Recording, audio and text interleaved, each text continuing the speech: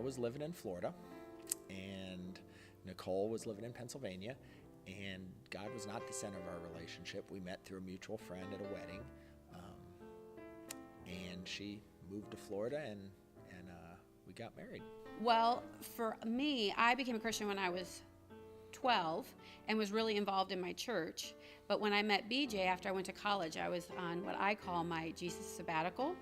And it's not that I didn't love Jesus, it's not that I didn't believe in him, but I was not pursuing him in any stage of the game, and I was driving my life, and I really wasn't surrendered. So in pops Mr. Man, and we make all the decisions, the big ones: get married, have kids, where we're going to live, how we're going to do careers, all those things, while I'm on my sabbatical. And then my faith got reawakened through my job. I really met some strong Christian women that really pursued me hard to get back into my relationship with Christ, and I did. And the more I did that, the harder our relationship became, because you were kind of like, what happened to you? Bait and switch, man. Got the Jesus Bait woman and now. switch, yeah. My mom died at 10 years old, and the way the church handled it, even at 10, I just said, I'm done. And I went away, and I built a wall and never went back. And that's when I met Nicole. So I had a good 20 years of that, of basically being completely angry and non-responsive and non-practicing, non-anything. And then, so like she just said, when we went to, her faith got reawakened, I really felt bait and switched. I'm like, I was real happy where I was and just doing my own thing and doing things our way. And you were real happy with how we were doing things. I was real happy with how we were doing things. Because there was no accountability. There was no anything.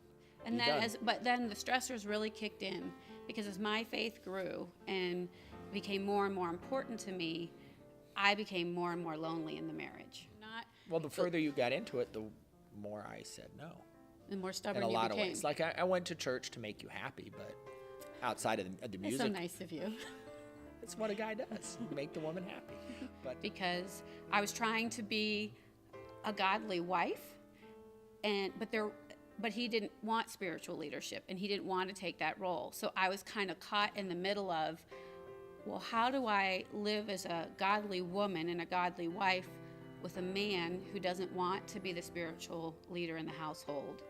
And what does that look like? And nobody really could tell us, because we were at pretty much a crisis point, and it was 2 years ago.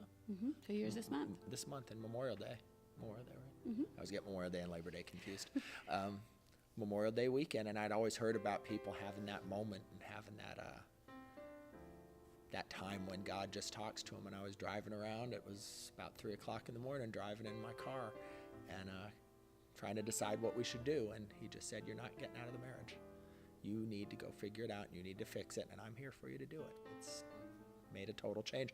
We still have problems. We still have issues. We still have money problems and kid problems and communication problems and all the things that everyone else has. But it's just, it doesn't matter as much because we have God in the center. Well, a little over about a year and a half ago, we decided to renew our vows.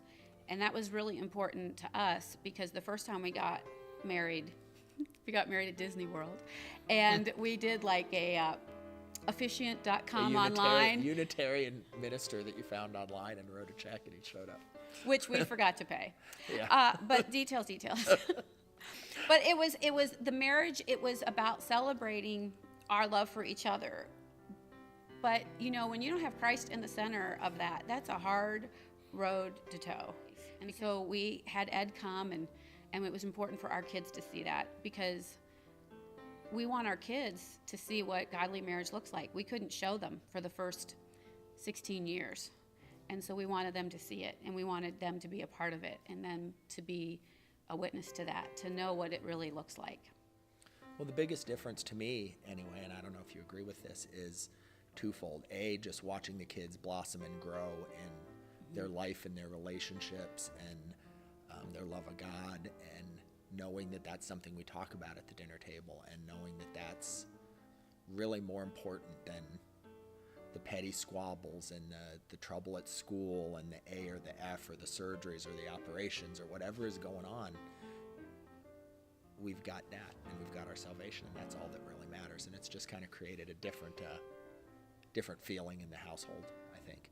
Well, because for a long time it was the three of us and BJ.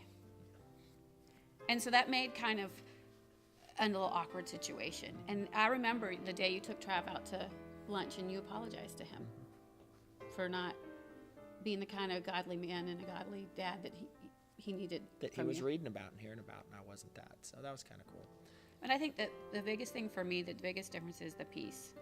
The peace of knowing that it just doesn't matter. So much of what we worry about in life, when we're trying to do it on our own, all that stuff matters because it's all important to who we think we are. But now that we are so solid in who our identity comes from and who owns us, it doesn't matter. I mean, all the stuff, it's just stuff. You know, you hear about these people that, wow, the day I found Jesus, I never drank again and I never took drugs again and just everything changed. And I'm like, wow, I wish that happened. Not the drinking, but it's just, I wish every problem just went away and nothing bad ever happened again. Well, it still happens.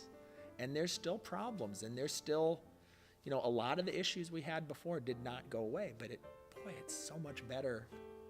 It just doesn't seem to matter as much, When you lead with your faith, when you're picking relationships and you're picking situations to be in, it's so worth it and it's so important. And I just really, for those folks, I just really want to encourage the students to put that as first priority so that they could start where we are now, this many years down the road. And for people who are unequally yoked, if you're the other part of that, the faithful part of it, is I had to follow that verse in Peter that talked about letting my life be the representative to him.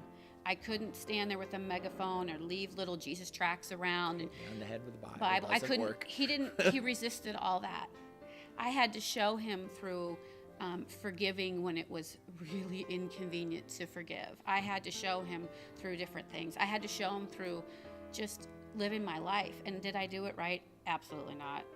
But it was just being faithful. And I remember one time Ed said, because I was kind of complaining a little bit about how my little super Christian husband was driving me crazy.